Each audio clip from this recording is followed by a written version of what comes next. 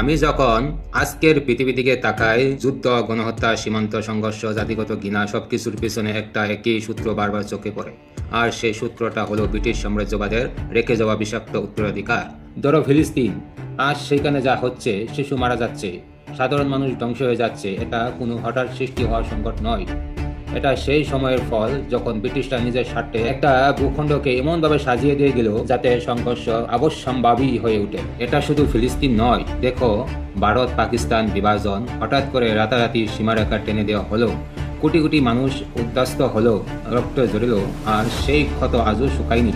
তারপর দেখো ভারত চীন সীমান্ত সংঘর্ষ, যে সীমারেখাগুলো ব্রিটিশ আমলে অস্পষ্ট রেখে যাওয়া হয়েছিল, এগুলো আজ দুই দেশের মধ্যে উত্তেজনার কারণ। মানুষ ভাবে এটা নতুন সমস্যা, কিন্তু আসলে এটা বহু পুরানো অবহেলার ফল।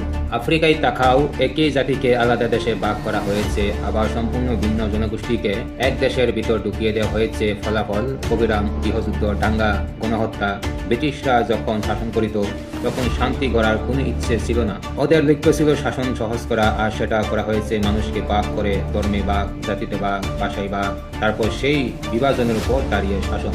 সবচেয়ে ভয়ঙ্কর ব্যাপার হলো ওরা চলে যাওয়ার সময় কোনো দায় নেয়নি, শুধু সমস্যা রেখে গিয়েছে, আর আজ সেই সমস্যার বোঝা বইছে নতুন প্রজন্ম।